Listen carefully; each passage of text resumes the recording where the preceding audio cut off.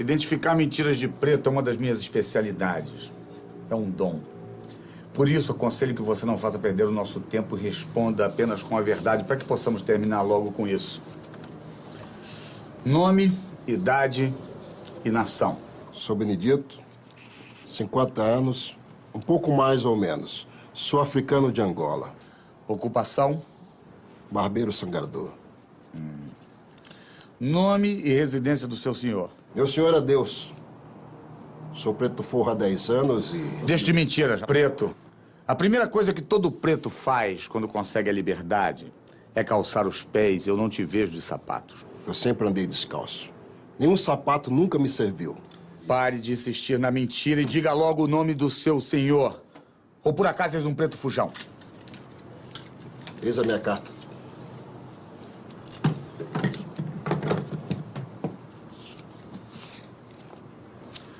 Eu, João Matoso, comerciante, declaro que possuo um escravo de nome Benedito, preto, de 40 anos, pouco mais, pouco menos. O dito escravo me serviu com fidelidade, prestando-me seus jornais de 480 réis por dia. Mediante o pagamento de 102 mil réis, declaro Benedito forro e liberto. Mais de 100 mil réis pela sua liberdade? Quer que eu acredite que juntou essa quantia? Eu tive ajuda. Cheguei nessas terras com 10 anos. Aos 15, meu senhor me colocou para aprender o ofício de barbeiro com o Chico Cabinda. E ele percebeu meu dom. Que dom é esse? O dom da cura. O velho Chico me ensinou a sarjar, sangrar, tirar dentes. Aprendi rápido e fui trabalhar nas ruas. Pagava meu senhor e o que sobrava era meu. Pagava 480 réis de jornada e ainda conseguiu juntar mais de 100 mil para a sua alforria. Como eu disse, eu tive ajuda de uns pretos da Irmandade. Por que eles te ajudariam? Gratidão. Eu curei muitos deles das mais pavorosas enfermidades. Vai no cartório verificar a história do preto.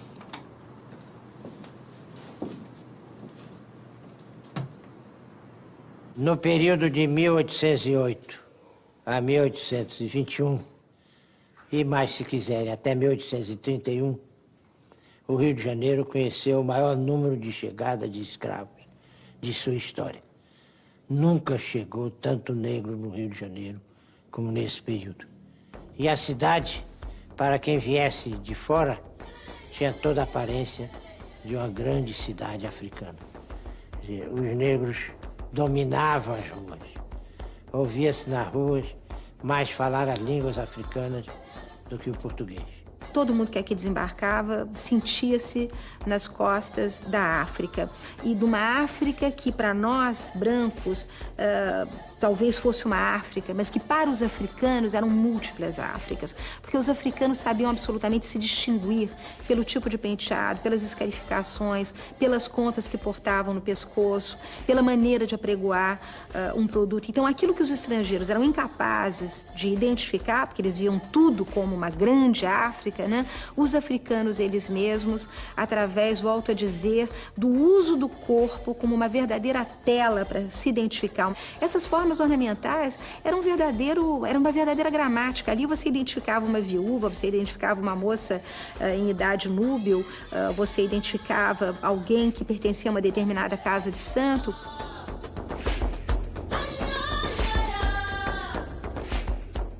Havia um tipo de escravos urbanos muito especial, que era o chamado escravo de ganho. Era um escravo, podia até viver num simulacro de liberdade, porque ele era posto a trabalhar para o seu senhor, tinha muitas vezes a obrigação de entregar diariamente ou semanalmente uma determinada importância de dinheiro ao seu senhor, e o resto ele podia ficar para ele próprio. Ele podia não morar na casa do senhor, às vezes morava, outras vezes não. Podia morar no local próprio com outros escravos de ganho e se organizavam nas espécies de cooperativa de escravos de ganho.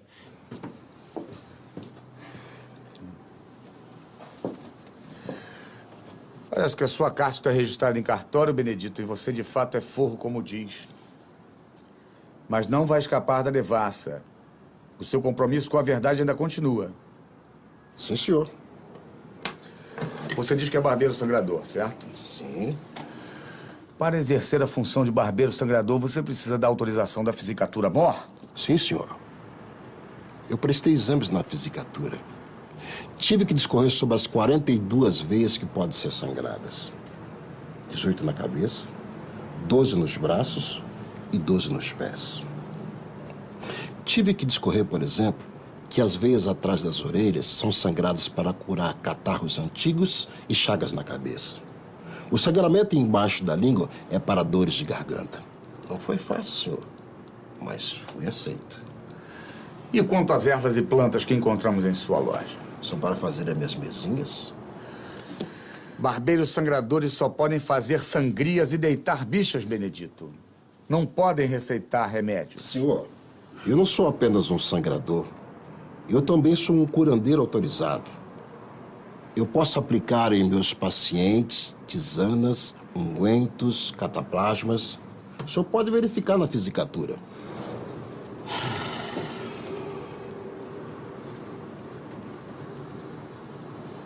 A história do Brasil foi absolutamente transformada com a vinda da corte, que gerou um processo de independência muito distinto, que gerou o regime monárquico no Brasil. De alguma maneira explica o não desmembramento do território. Hoje as crianças naturalizam os mapas, mas se a gente for ler mapas, que eu sugiro que a gente deve ler mapas, causa espanto o tamanho do Brasil em relação à América Latina até hoje em dia. Ou seja, a vinda da família real, de fato, revolucionou a história futura do país. Em um ano, foi necessário dotar a colônia de uma série de instituições que ela absolutamente não tinha, né? A famosa mudança da metrópole, mesmo que transitória, gerou uma espécie de, como diziam os jornais mais satíricos da época, uma espécie de banho de civilização, né? Ou seja, era preciso trazer o tesouro, o exército, a justiça, a Casa da Moeda, todos os elementos que, nesse momento, faziam novo sentido nesse lugar chamado Rio de Janeiro.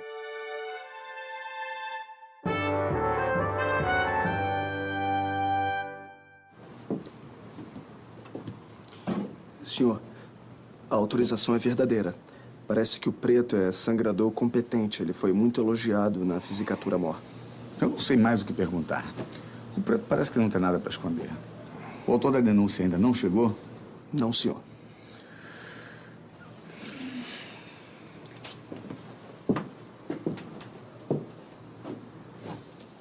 Ah, Benedito, Benedito. Por que nós não terminamos logo com isso? Você quer ir embora daqui, não quer? Eu quero também, senhor. Aliás, eu nem sei por que eu estou aqui. Mas vai saber. Semana passada, lembra? Segunda-feira, o que você fez? Pois sempre, tratei meus clientes com Ivo e Vicente. Quem são o Ivo e Vicente? Vicente é um crioulo escravo meu. E Ivo é de Luanda, um aprendiz. Seu senhor o colocou em minha loja para aprender o ofício. Depois será alugado para sangrar em navios negreiros.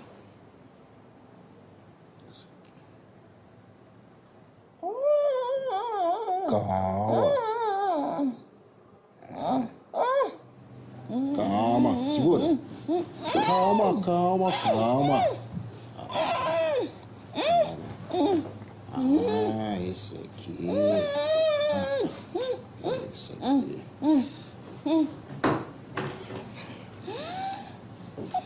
Peraí. Calma, segura, segura. Segura. Ah, peguei.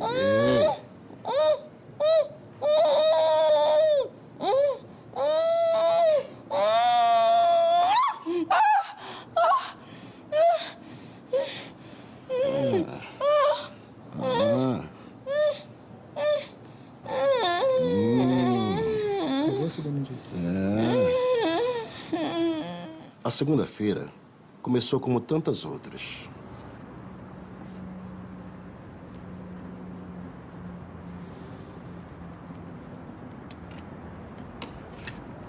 Olá, seu Afonso. Como vai?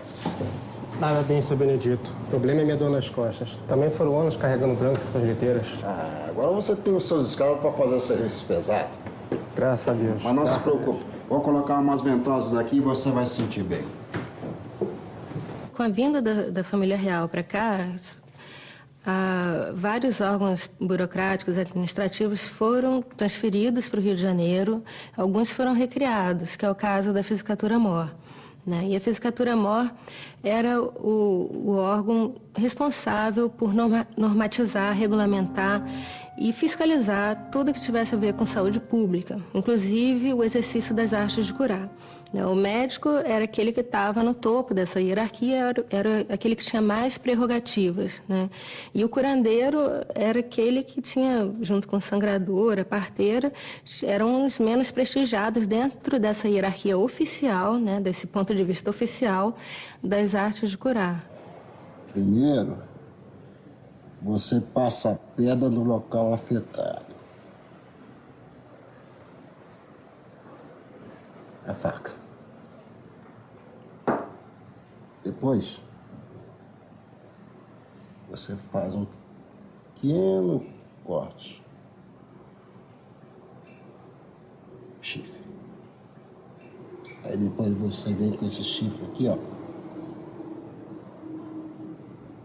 Atendemos nossos clientes de sempre, como o Lourenço, liberto carregador de liteiras. Hoje é dono do seu próprio negócio.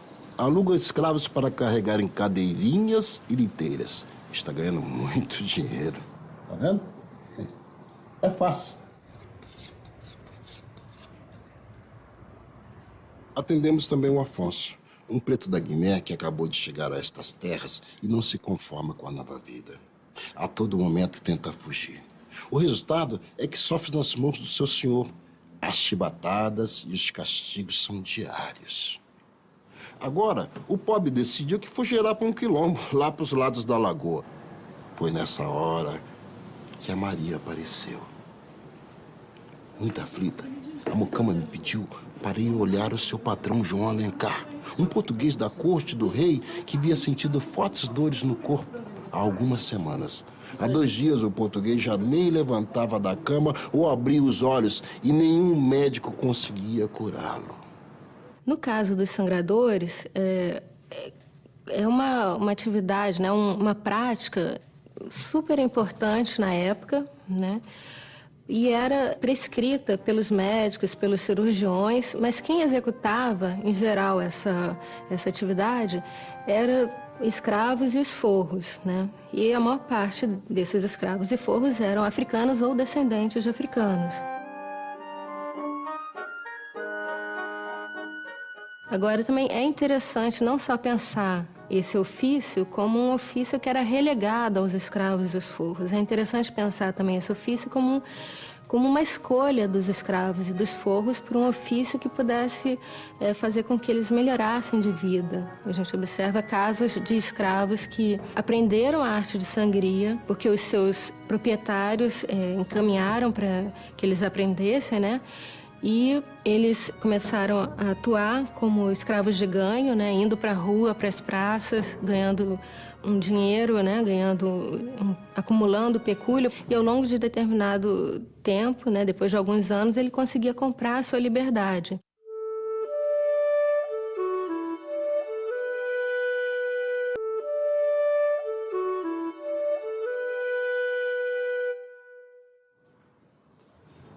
Dona Ana, seu Benedito.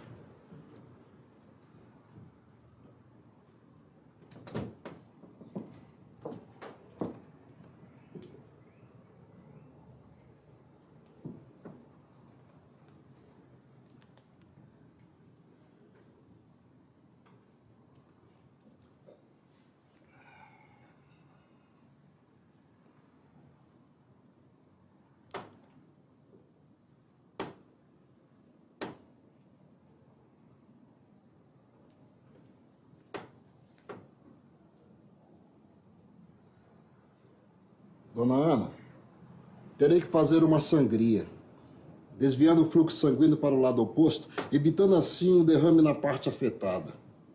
Depois, deitarei bichas.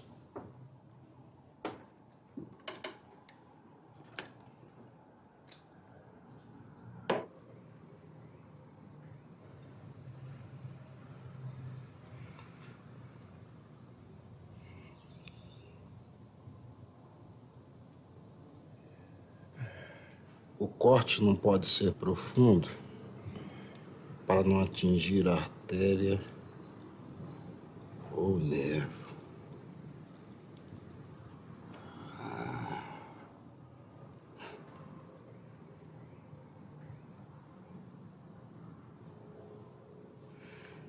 Dona Ana, as bichas ficam paradas chupando sangue. Quando elas ficarem gordas, elas caem sozinhas. Com esse tratamento, ele já vai se sentir melhor. Mas se as dores voltarem, é só me chamar. Muito obrigada, seu Benedito. Por favor. Ok. Eu quem agradeço.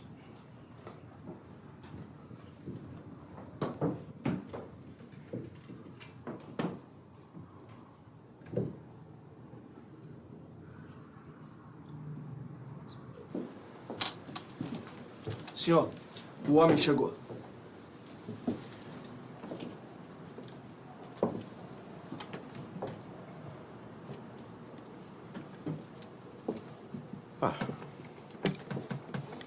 Benedito, conhece o senhor João de Alencar? Claro. E vejo que o tratamento está dando certo. Mas vejo também que as dores começam a voltar. É melhor deitarmos bicha novamente. Jamais deixaria esse feiticeiro colocar as mãos em mim novamente. Por favor, conte-nos o que houve. No dia seguinte à visita do preto, eu realmente comecei a melhorar. Consegui andar sem bengala, me senti novo, recuperado. Minha esposa então me contou quem foi o responsável pela minha melhora. Homem de Deus que sou, decidi então que deveria recompensá-lo financeiramente. Depois de acender 50 velas brancas na Candelária, fui até a sua loja.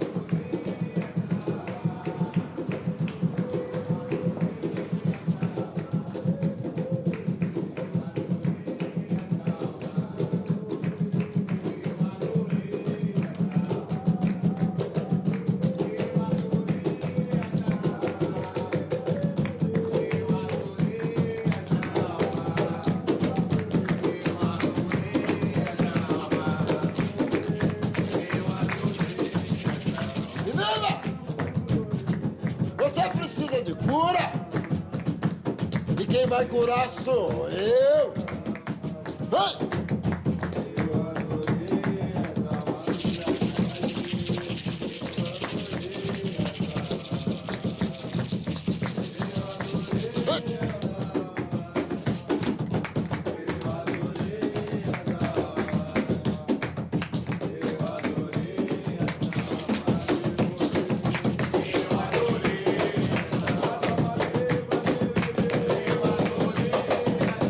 Nós vivemos uma sociedade laica e nos esquecemos do papel da religião nesse período.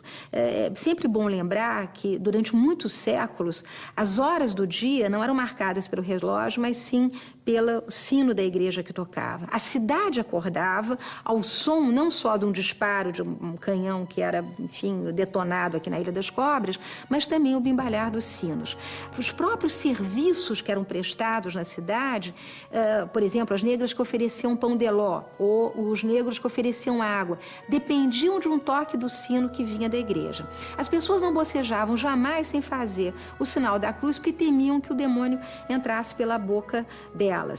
Ao meio-dia era um momento também em que ninguém bocejava, porque era o momento em que o demônio se soltava. Às 6 horas da tarde, as pessoas se postavam em qualquer frontispício de igreja, justamente para rezar as Ave-Marias. Então, era um universo banhado pelo religioso. Nós hoje nos afastamos disso, não sabemos mais qual é o significado religioso. Então, é óbvio que num clima de absoluta religiosidade, um clima onde as pessoas acreditavam que bem e mal existiam e que o demônio tinha endereço, podia ser localizado, é óbvio que alguém ser curado por um calunduzeiro devia suscitar alguma forma de reação.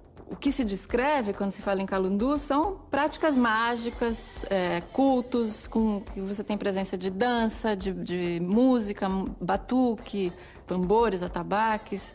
E as descrições são sempre muito cheias de preconceito e de muito da visão branca sobre aquele tipo de prática. Então, muitas vezes, as práticas religiosas dos africanos são consideradas práticas de feitiçaria. Isso é considerado crime na colônia, tanto pelo Código Civil, né, pelas ordenações filipinas, como pelo Tribunal Eclesiástico. Então, prática de feitiçaria, adivinhações, pacto diabólico, adoração ao demônio, as mais variadas atividades são consideradas crime e são severamente punidas, né? A prática de feitiçaria, especificamente, é punida com morte, né? Pena de morte. Há uma aura de mistério em torno dos africanos desde sempre, desde o começo da escravidão. O temor de que eles saibam manipular espíritos ou de que eles saibam manipular venenos, que eles possam ser muito perigosos. Sempre houve um grande temor em relação ao conhecimento tanto sobrenatural quanto ao conhecimento de ervas e de venenos que os africanos possuiriam. Então sempre se associou, desde a colônia, se associou muito à prática de magia, de feitiçaria, de envenenamentos aos africanos. E aos escravos, claro, porque os africanos eram escravos na colônia. Preto ingrato! Foi retirado do mundo selvagem para ser um homem civilizado, cristão, mas prefere ser um boçal, adorador do diabo. Minha cura é fruto de feitiçaria. Antes tivesse permanecido doente nas mãos de Deus do que são nas mãos do diabo.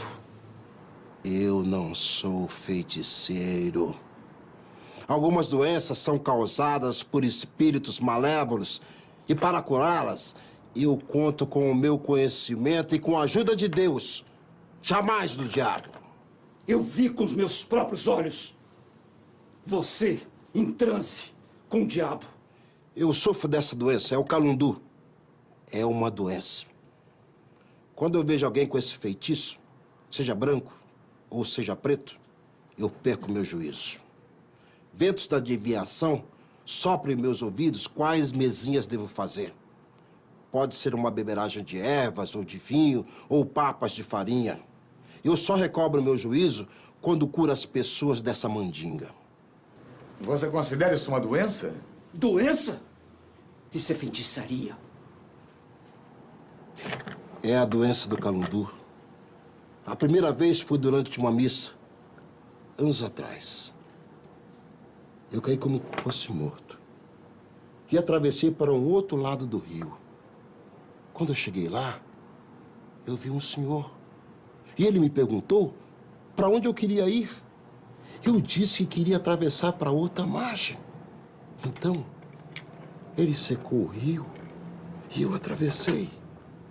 Quando acordei, o Chico Cabinda, que me ensinava artes da cura, me disse que aquele senhor era Deus. E que para me livrar da doença do calundu, eu deveria promover batuques e curar os doentes de espírito. O meu dom é uma dádiva de Deus. E em nome dele eu curo meus doentes. Blasfêmia! Heresia! Você é um desses pretos que os escravos pagam para fazer feitiçaria contra os senhores, amansando-os, por vezes até matando-os. A decisão é sua, senhor juiz. Espero que saiba o que está fazendo.